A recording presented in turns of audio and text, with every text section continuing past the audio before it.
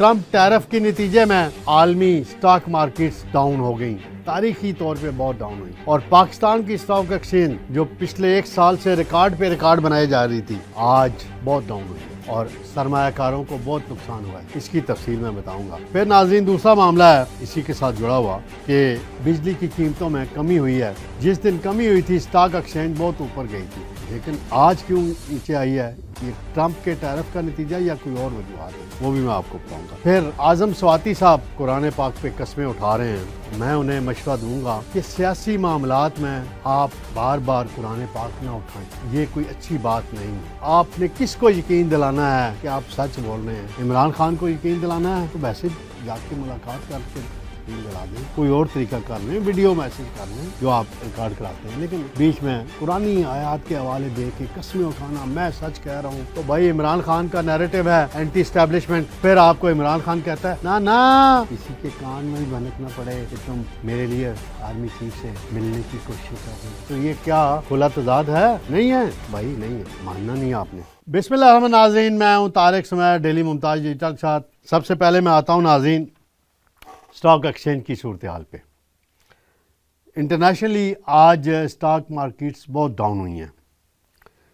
اس کے مطابق میں ناظرین آپ کو بتاتا چلوں کہ ہانگ کانگ کی اسٹاک مارکیٹ 13.6%، تائیوان کی 9.6%، جاپان کی 9.5%، اٹلی کی 8.4%، سنگاپور کی 8%، سویڈن کی 7%، چائنا کی 7%، سوئٹزرلینڈ کی 7%، جرمنی کی 6.8%، اسپین کی 6.4%، نیدرلینڈ کی 6.2%، آسٹریلیا کی 6.2%، فرانس کی 6.1%، پاکستان کی 5.29%، یو کے کی 5.2%، ملیشیا کی 4.5%، فلپینز کی 4.3%، انڈیا 4.1%، رشیا 3.8%، سعودی عرب 3.3%، ترکی 2.8%۔ یہ ٹرمپ کے ٹیرف کا نتیجہ ہے جو انہوں نے ٹیرف لگایا ہے مختلف ممالک پہ۔ تو ایک محتاط اندازہ بتایا جا رہا ہے کہ $30 ٹریلین کا اب تک نقصان ہو چکا ہے۔ فیکٹریاں بند ہو رہی ہیں انٹرنیشنلی، کاروبار متاثر ہو رہے ہیں، اور ٹرمپ صاحب کہہ رہے ہیں میری بڑی اچھی پالیسی ہے۔ چلیں یہ تو وقت بتائے گا کہ آپ کی پالیسی اچھی ہے یا آپ کی پالیسیوں سے نقصان ہوا ہے۔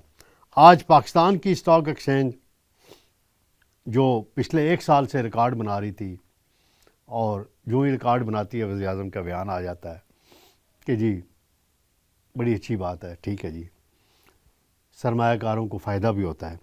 اور آج 2 مرتبہ ٹریڈنگ بھی بند کرنا پڑی، اور یہ اس آخری جو اطلاع ہے اس کے مطابق 1,10,000 پہ آ گئی ہے، 1,10,199 پہ یہ کلوز ہوئی ہے اس کی، تو یہ 1,20,000 پہ چلی گئی تھی۔ اسی طرح دیکھا جائے تو یہ انٹرنیشنل حالات کا اثر ہے پاکستان کی اسٹاک ایکسچینج پہ بھی۔ پاکستان کے اندرونی سیاسی عدم استحکام کا ہے یا باقی حالات کا کوئی وہ اتنا اثر نہیں ہے۔ اس حوالے سے اب دیکھتے ہیں آئندہ آگے چل کے کیا ہونا ہے۔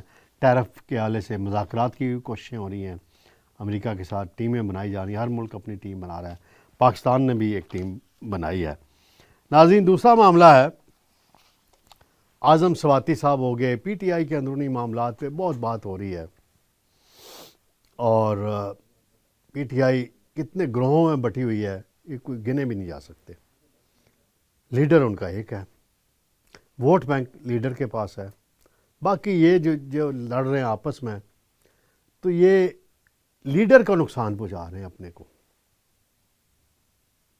نون لیگ میں بھی اختلافات ہوئے تھے، لیکن اس طریقے سے کوئی میں نے نہیں اتنا دیکھا تھا۔ پیپلز پارٹی کے لیڈر بھی جیلوں میں رہے، اتنی تقسیم میں نے نہیں دیکھی۔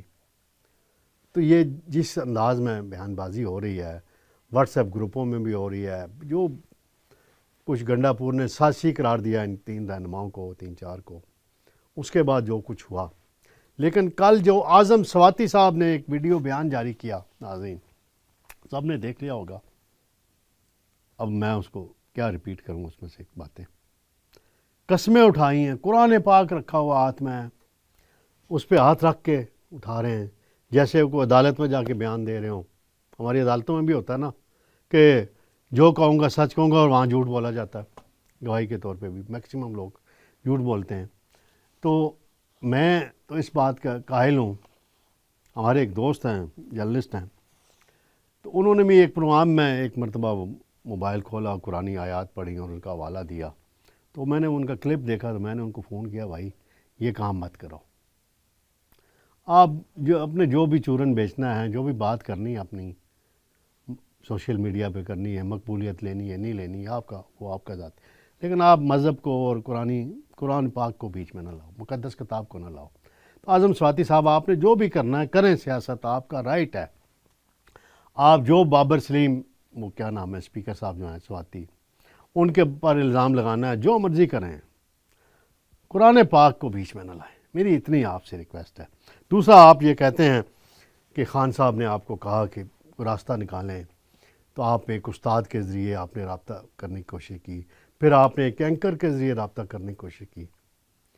تو آپ کو وہ اپنا ٹویٹ یاد نہیں آیا جو آپ نے جب آرمی چیف تھے جنرل باجوہ، وہ کیا تھا، جس پر کیس بھی عدالت میں زیر سماعت ہے؟ وہ یاد نہیں آیا آپ کو؟ تو آپ کو وہاں سے کیا جواب ملا؟ 0.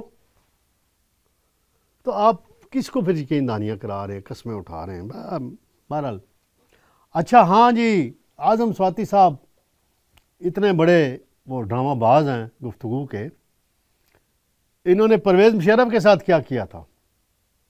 ناظرین یہ 2005 کی بات ہے، جب زلزلہ آیا تھا پاکستان میں، بڑی تباہی ہوئی تھی، مانسیرا میں بھی ہوئی تھی، بالا کوٹ میں بھی ہوئی تھی. تو وہاں پرویز مشرف دورے پہ گئے، تو انہوں نے $1 ملین کا چیک دے دیا. وہ جب چیک ہوا بوگس ثابت ہوا، کیش ہی نہیں ہوا. اس پر رؤف کلاسا صاحب نے بہت اس پہ لکھا ہوئی، بہت پروگرام بھی کیے تھے، اور میں اگر موقع ملا تو میں رؤف کلاسا صاحب کو اسٹوڈیو میں بلا کے اس پہ تھوڑا سا میں بات بھی کر لوں گا. تو اعظم سواتی صاحب تو ایسے ہیں، JUI کا حصہ رہے، کس بنیاد پہ رہے، میں اس بحث میں نہیں جاتا. وزارت بھی لی JUI کے کوٹے سے پیپلز پارٹی کے دور حکومت میں،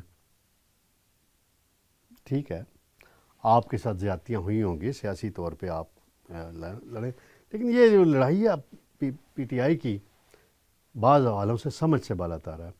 PTI کے چیئرمین ہیں بیرسٹر غور صاحب، میں انہیں بڑا شریف آدمی سمجھتا ہوں، اور ان کی شرافت اور ان کی کمانڈ پارٹی پہ نہیں ہے. شرافت ایک طرف، پارٹی کے کمانڈ کوئی نہیں ہے، ان کی کوئی ان کی بات نہیں مانتا. بس ویسے ہی وہ انہیں کاغذی چیئرمین بنایا ہوا ہے، بس ٹھیک ہے جی، جو بھی ہے. تو یہ سارا سناریو اب دیکھتے ہیں آگے چل کے کیا بنتا ہے کیا نہیں بنتا. چولستان نہروں کے حوالے سے ناظرین ایک میں خبر آپ کو دیتا چلوں. آج ایک پیپلز پارٹی کے سینیٹر نے کراچی میں پریس کانفرنس کر کے یہ دعویٰ کیا ہے کہ جی سندھ ہائی کورٹ نے ارسا کی تشکیل، چولستان اور تھل کینالز کی تعمیر کے لیے پانی کی دستیابی کے سرٹیفکیٹ کے خلاف درخواست پر حکم امتناعی جاری کر دیا ہے. اور وہ یہ دعویٰ کر رہے ہیں کہ جی اس میں اب یہ کینالز تعمیر نہیں ہو سکتی کیونکہ سٹے ہو گیا ہے. اس پہ اب دیکھتے ہیں پنجاب حکومت کیا اپنا رد عمل سامنے لاتی ہے، کیا حکمت عملی ہے، SIFC کی کیا حکمت عملی ہے، گرین پاکستان انیشیٹو کی کیا حکمت عملی ہے. اس حوالے سے آئندہ چند دنوں میں اہم خبریں آئیں گی. تو انشاءاللہ ناظرین جلد آپ سے دوبارہ ملاقات ہوگی. اللہ حافظ.